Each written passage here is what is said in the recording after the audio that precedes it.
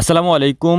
আর মাত্র কয়েকদিন পরেই হচ্ছে কোরবানির ঈদ। খামারিদের জন্য এইটা একটা বিশেষ মুহূর্ত। এর কারণ হচ্ছে খামারিরা সারা বছর গরু পালন করে এই কোরবানির ঈদের উদ্দেশ্যে, বিশেষ করে অনেকেই। তো আজকে আমাদের উদ্দেশ্য হচ্ছে আমরা যাব আমাদের গরুর হাটে। বিশেষ করে আমাদের এখানে যে হাট হয় বৃহস্পতিবারে, মানে প্রতি সপ্তাহে বৃহস্পতিবারে আমাদের এখানে গরুর হাট হয়, মানে গরু ওঠে। তো আমরা যাচ্ছিলাম গরুর হাটে বিশেষ করে দেখার জন্যে যে গরুর দাম কেমন আছে। তো এইটা আমরা প্রায়ই দেখার চেষ্টা করি, কারণ অবজারভেশনে রাখতে হয়, কারণ বাজার কখন কীরকম থাকে এটা দেখতে হয় আমাদের। তো আমরা চলে আসছি হচ্ছে আমাদের হাটে। তো হাটে আসার পরে আমরা দেখতে পারলাম যে হাটে কোনো ষাঁড় গরু ছিলই না একেবারে।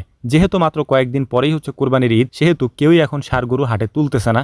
হাটে যত গরু ছিল সমস্ত গরুগুলা হচ্ছে গাভী গরু, মানে গাই গরু, এবং হচ্ছে যেগুলা আমরা খাড়ি বলি আর কি, মানে অনেক হয়তো অনেকবার বীজ দিছে থাকে নাই, এরকম গরুই বেশি। এবং এর সাথে ছিল কিছু বকনা এবং কিছু বড় গরু আর কি। তো যাই হোক, আমরা এগুলার দাম দেখার চেষ্টা করতেছিলাম যে কোনগুলার কিরকম দাম। তো স্বভাবতই যেগুলার দাম যেরকম ছিল আগের মতোই আছে আর কি, মোটামুটি একটু বাড়ছে দাম।